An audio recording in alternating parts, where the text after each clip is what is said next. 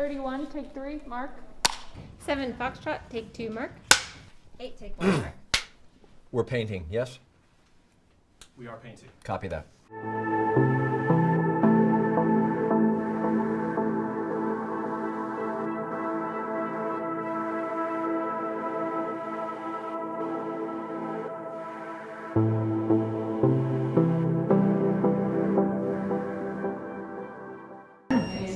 Lima, take 1, Mark.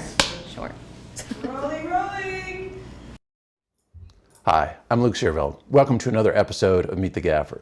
Today we're going to spend some time with a DP and a gaffer that just finished an indie film that shot in January of this year up in Portland, Oregon. So I'm just going to bring these guys on.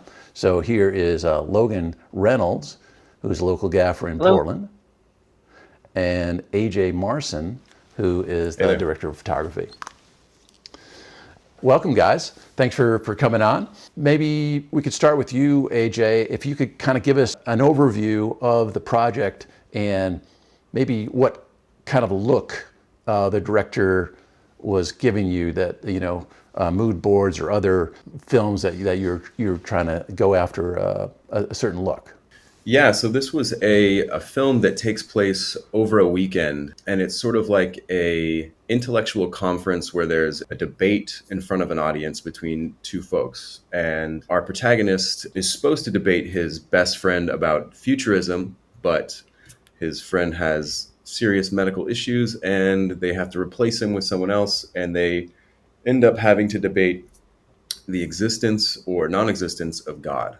You know, they're on a stage and they're in front of an audience presenting their ideas, and it all kind of unravels as it goes on. So we were going for a fairly moody, dramatic piece. We were referencing films like Moneyball and Steve Jobs. The Insider, I know, was a big one. Of course, Drive. Every lookbook has to have Drive. Let's see, there was a handful of others, but those were the big ones. I mean, I'd say Moneyball was sort of the guiding light. That film has just a lot of scenes with folks in rooms talking, and those scenes are fairly moody. There's not a whole lot of fill in those scenes, and we kind of wanted to embrace that and go for a moodier, more dramatic look, and also fairly colorful. I mean, at the end of the day, we have lots of different pops of color, and being on a stage and backstage gave us the opportunity to really play with that. So our backstage was, before the show, was very blue, and we had these Lecos that were already there that we could utilize. Kind of helped us get our look going. This location thankfully had a bunch of lights already installed that we can work with the local lighting director there and dialing it into our taste. So Logan, when you were in these sort of larger spaces and you were working with another lighting designer or whatever, how did that relationship go? It went well. So in the auditorium, it's like the local community college, and which, I mean, I would say like probably a third of the film was shot at. Unfortunately, we couldn't just like shoot. I mean, we probably would have taken a week to like shoot out the entire location, but because it's an active school, we had to come in on weekends. So we were loaded in and out of this location multiple times. So we got really good at that. The house people were super accommodating to what we needed. They like added lights on their rail for us. They added some Lecos with 10-degree barrels that we used as our keys for the debate scenes. I don't think we got too many no's. They pretty much helped us get anything we wanted out of it. You know, we had our pre-light day because they had to have the house people hang some lights. We weren't allowed to, just for legal reasons. They didn't like us on their ladders and like doing that kind of stuff. We had some of our own Lecos and some of our own fixtures that I was controlling wirelessly. And then we had a house person who was, for the most part, with us the whole day, or at least they were easy to run and go grab because we were adjusting levels quite a bit. And that was all done wirelessly on their systems. Just jumping in about this wireless system. So you had a wireless system, they had a wireless systems. What systems were those? I was using Luminaire. And also, I guess to preface it, this was my first big project controlling the set wirelessly. I actually had about a week to learn a program, and from what I knew, Luminaire was like the simple version compared to the other options out there. So that's what I took a few days to get comfortable with before the show. And then the house, I think they were using an ETC software. They're more in like the event space. Nomad type thing or something. Yeah. Wow. So you came up to speed on Luminary just like that. Yeah. Well, interesting. You spent most of your time there, but then you went off and shot at a couple other types of locations. Maybe tell me a little bit about that. Yeah, there were a handful of locations. The community college was definitely the biggest one. We shot backstage, on the stage. We used some some exteriors. We shot all over the auditorium building. Another big one was a hotel. We were in a hotel room for 3 days, I think, and then several other one-day locations. The hotel had some interesting logistical challenges, just like getting carts in elevators, and we had a pre-light day there, but also everyone was checking in at the same time that day. So just like kind of getting in and getting going that first day was just shooting in a hotel was a little bit of a challenge, but we made it work. We were in one of the suites, so we had basically the most space available to us in the whole building, and as far as a single room goes. Tell me a little bit about what your setup is here. Yeah, okay. Had a number of fixtures going on. We have Aputure 1200 bouncing into the corner. That was at the beginning of this shot. And then we softened it even further with some grid cloth or something. We had a vortex also pushing in. There was a Joe Lico giving some specular, just some highlights on the background. And we had a light mat 4 over in the other corner of the room. Yeah, B7C in that practical. A lot of B7Cs in this location. And that pillar, which was originally we thought was going to kind of get in our way, we actually rigged some speed rail to it with a speed C and had the pipe sticking off both ends, and we had lights hanging off both sides of that. The pillar actually ended up saving us quite a bit. So instead of just getting in the way, it helped you out. Yeah, it gave us some really handy rigging points. When you're in the hotel room, what were the scenes you needed to capture? And how did you go about figuring out which lights would go where and that kind of thing? Yeah, we went back and forth a lot on how to light this hotel. Going into the scout, we did get to scout this location, which was everything. Huge. Going into this, we were originally planning, AJ had talked to a friend of his, and we had this idea to tape up like some metal plates and use magnets to put tubes all around the room. Yeah, we were going to do rare earth magnets and Simpson plates and kind of create like a top light ambience that we could dim up and down and kind of use as like a base. But yeah, and then that didn't quite after seeing it, I think the biggest reason we didn't go with that is like it's kind of it's like a newer modern building, and the ceilings were just like a little higher, I think, than we both had pictured. Like anything, if we were putting lights on the ceiling, it was going to be a little too toppy. We decided on the scout that wasn't going to be the way. Instead, we relied heavily on that pillar rig to get a couple lights in there. That helped also just because it was such a tight space. We had 2 fixtures on there pretty much the whole time. No stands on the ground, gave AJ room to just move and shoot more freely. And then other than that, we had some Menace arms playing. We keyed with a Light Mat 4 on a Menace for a good amount of it. Quite a few and I setups, should say yeah. We were also on the 4th floor, so there was no getting through the windows. No chance, unfortunately.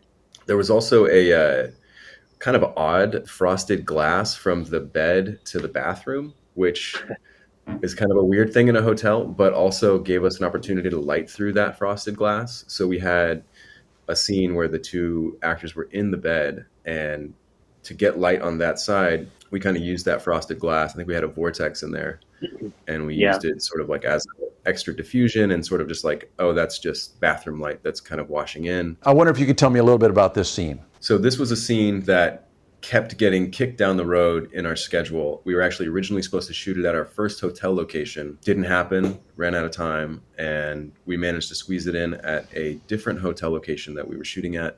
So the director and I scouted the rooftop in the morning and just kind of cooked up a plan, because we were, at this point, we didn't have time to squeeze a scout into our schedule. We just had to find it on the day. We shot at about 3 o'clock, so it was pretty close to setting. And we knew that we were going to get a window of some nice backlight. We wanted that flare.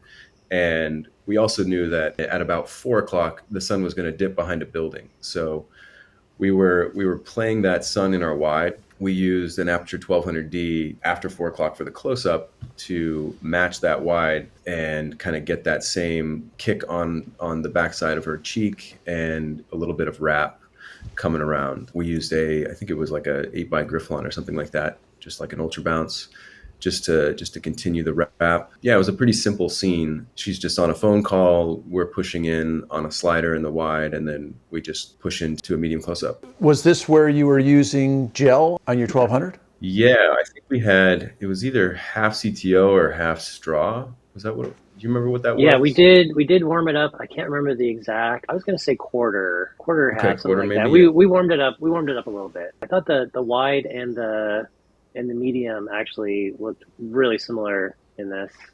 So yeah, that's the 1200. That's not the Sun. On this setup, the 1200 had 2 jobs actually. Usually, we like to have each light have its own job, but in this case, we were getting a really wide spread out of the 1200 with the barn doors on it, and so we were using the edge of the beam as the backlight on the talent, and then we had all this spill that we actually put, I think it was an 8x Griff or just whatever we had on the truck that was catching that and returning that as our fill on talent. So we were getting kind of two jobs with one fixture.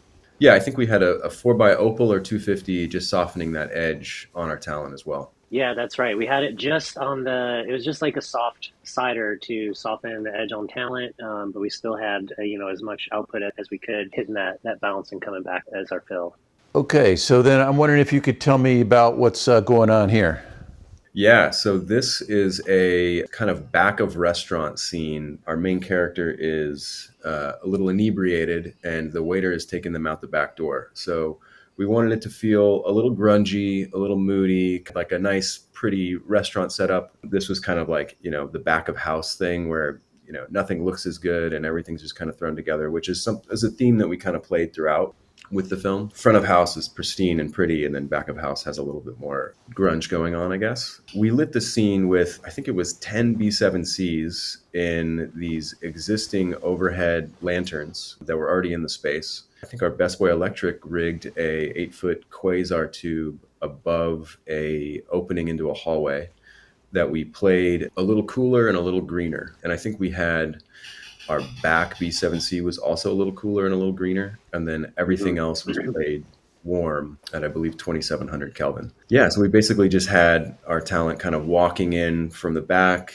meeting in the middle. They played out their action, and then 2 exited, and then 2 stayed and finished out the scene. Yeah, so pretty simple setup. I think we also had a 2x1 Gemini Hard, also playing as sort of like a key for that hero spot where they land, just to boost that area just a little bit more. And then outside, we had a 1200D with a lantern, just sort of kind of as our moonlight ambience glow that catches him for a quick second as he walks away from the waiter. Yeah, and I remember we had that pulled way back. Anytime we had our 1200 AJ, I remember our team started with it a little too close, and you always had us push it back just for that like less, just kind of less sourcey, more subtle, just kind of ambience. Just so there. We played that with the lantern.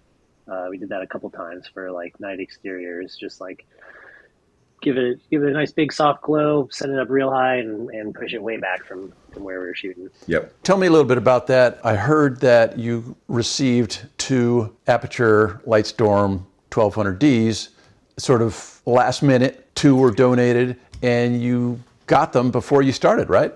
Yeah. Aputure was amazing. I just saved it. Yeah, Aputure saved the day. I was just arriving to Portland. I drove up with camera gear. We had to cut our hard light the day before when we were going through our budget, because indie feature, we figured when we needed it, we would add it, and we wouldn't be able to have it for the run of show. But it was a lot of interiors, and we thought that was the one thing that maybe we could get away with for most of the show. And then I get a phone call from Luke that morning, day before we start, and he said, I've got some guys who want to send you some Aputure units, and they sent us those 2 1200Ds. It was amazing. Yeah, amazing. Thanks, Luke. Yeah, Aputure overnighted those like same day. It was was incredible. And so given Yeah. that, how did that change the way you approached scenes? Well, I mean, I think just like, I mean, that was our big gun essentially. Just knowing we had the ability to like have some pretty serious firepower on the truck at our beck and call was just kind of gave me just a little peace of mind to know that if we get into a situation where we just don't have enough light, that's kind of like our saving grace. It seems kind of Yeah. nutty to me to even, to start a feature without at least, a bigger gun, I guess. We fought hard to get what we had, and it was sort of like we were put in a position where this is what we were going to get. I think our biggest gun was an 800 Joker, maybe. Yeah, my personal lights, I had a 800 Joker and a 600D. To play on that, Luke, I think we would have added it if we needed it. We had a few exterior scenes and a few scenes where like, it made a lot of sense. There were a lot of scenes where like it just didn't make sense for a big gun, like all the stage scenes, like we knew we didn't really need it there. It was a great thing to have throughout, just to have that flexibility and just always know we had that in our back pocket. But as we were going through our list and having to make cuts, it was the thing that we were sort of like, we could add this on these specific days and probably be okay. I tried for a 4K par for one day, and I think that was like our entire lighting budget. Yeah. Yeah, it really just came down to the budget. We went through we started with our wish list of everything we wanted, and then just kept cutting till we could get to a number that producers would agree to. And it just kind of came down to like, well, we wanted our big gun, and AJ and I had a call and we talked about it, and we're like, well, we would probably use it this day and this day for sure, and maybe like another time in the middle, but like we didn't have as many use cases for it compared to like our Titans and our light mats and like stuff that we just like couldn't get rid of. Yeah, and it's nice when you do have to do a day for night thing or something like that. It's nice to be able to have it available. Huge to have. So talk me through this a little bit. I was going to say, this is our final scene. It's a house location that we also didn't get to scout, locked in last minute, but we had some photos, and Logan and I cooked up a plan, I think, the weekend before. And we were going to place talent at this table with 2 windows, and we knew we had those two 1200D's, so it made it easy to kind of just blast those in as our sun coming from that direction. It allowed us to go from, we shot from, I think, 9 a.m. till I think 6 at that table. Definitely got dark at 4:30 or so. And those 1200D's allowed us to, and we had rain. We had, the whole 9 yards that day. Yeah. That's another thing. It rained those units got dumped on, and just no issues whatsoever. So you were just in a neighborhood, and you didn't have to have a large G&E, so you didn't cause neighborhood issues.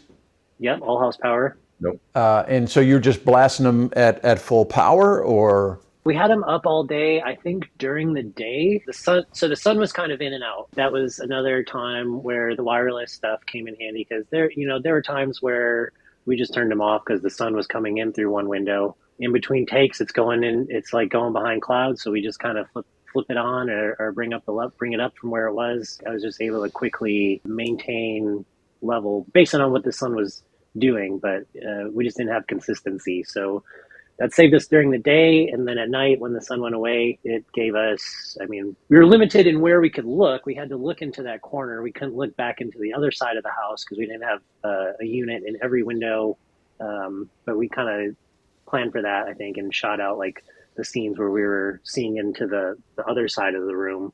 And then for the night stuff, we were just at the table. You would have no idea. It was night outside. So walk me through a little about your working relationship. You guys hadn't worked together before. How did that come together? Like, did you meet each other and think like, oh, simpatico? Or did you think like, oh, we got to do some work here? Well, AJ sent me an email, I think like a couple months prior, end of last year, and he got my info from a mutual coworker that lives in Portland, does a lot of work in the Bay.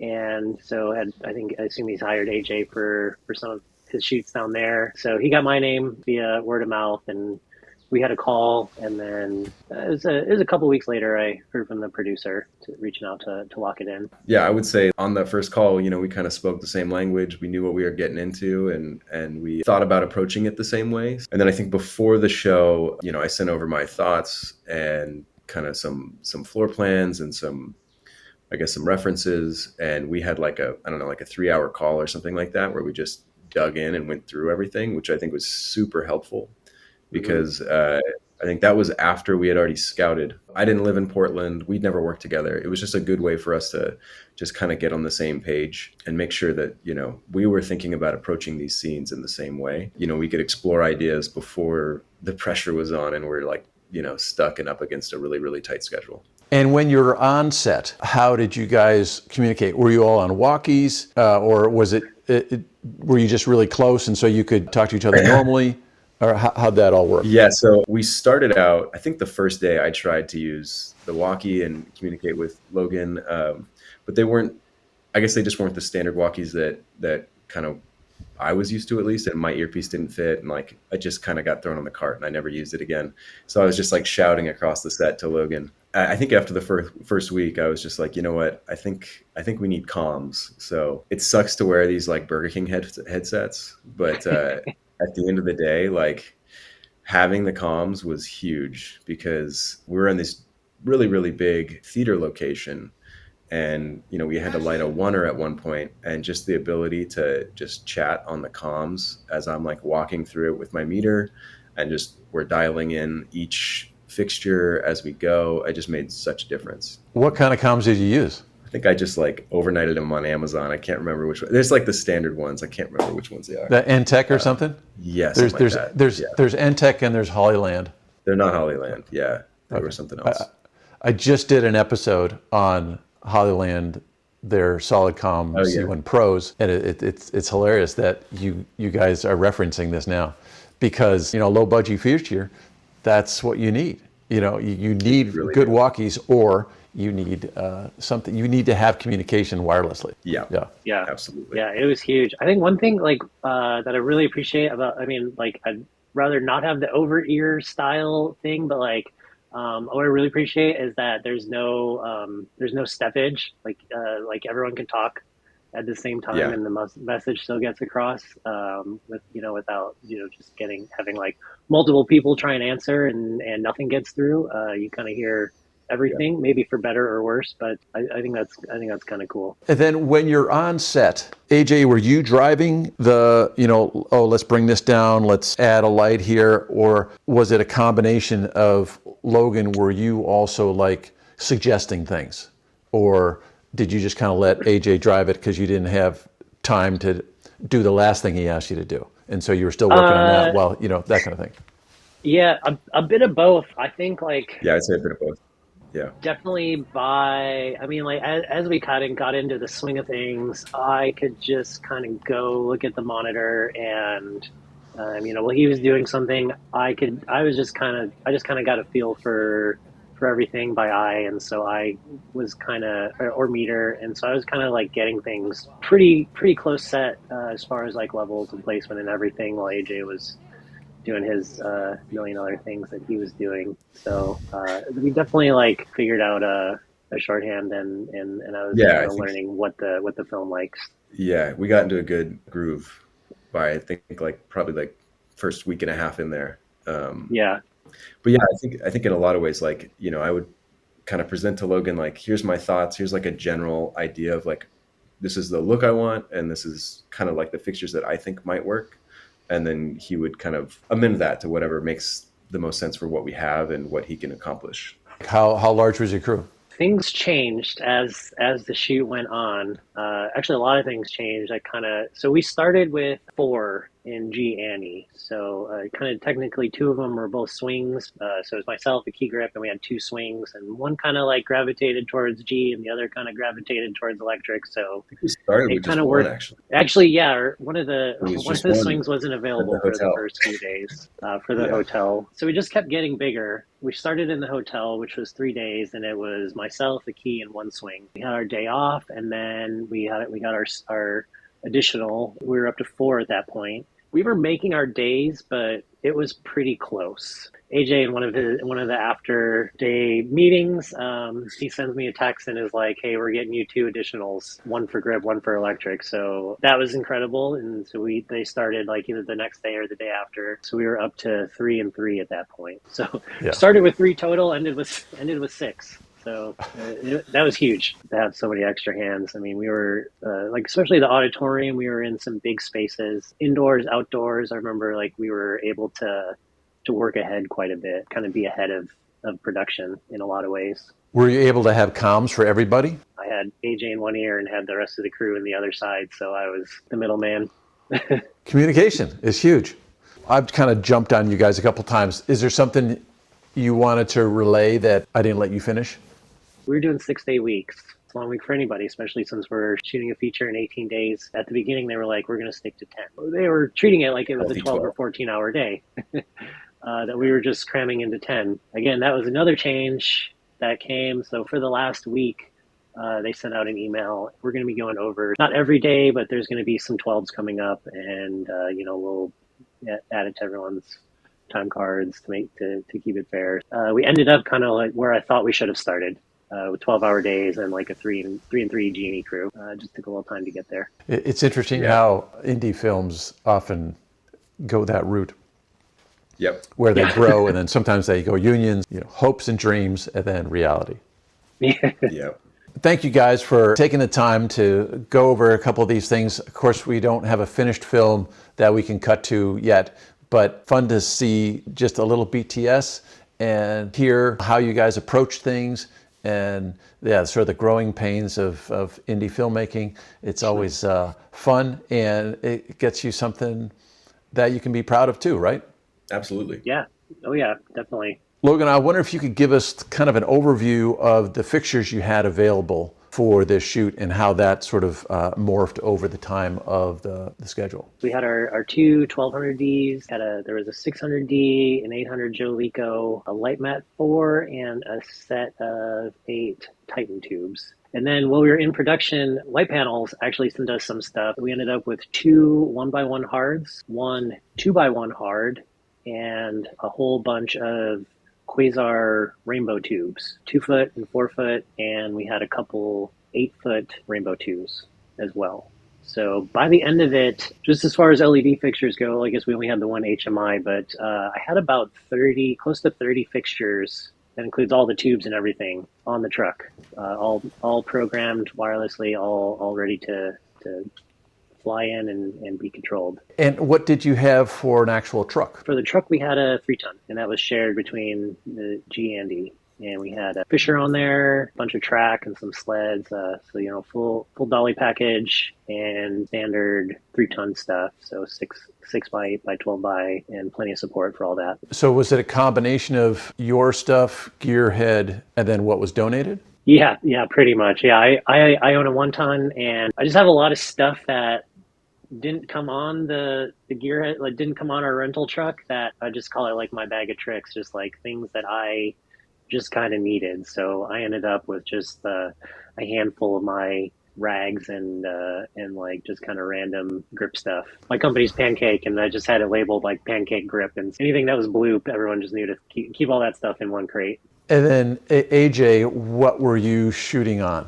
We were shooting on a Alexa Mini LF with Lights LC lenses. They were the first time they went out from a local rental house in the Bay Area. VideoFax gave us amazing support and helped us out. It was beautiful to shoot on those lenses. And were you just on the dolly? Were you on sticks? Were you on Mobi? It was a mixed bag. We kind of, as the film progressed, it sort of went from a very classically shot dolly to more handheld by the end. But we also had Steadicam a couple days. I was on an Easy Rig a few days, and we had a Movi for a few days. So we kind of mixed it up a little bit. All over. Yeah. All over the place. And single camera? Single camera, yep. You actually finished in what, 18 days, 16 days? 18 days. That's awesome. Thanks, guys. Thanks for taking the time to talk through some of these scenes. Look forward to seeing the finished product. Yeah, absolutely. Thanks for taking the time and having us on. Yeah. Thanks for watching, and we'll see you again next time.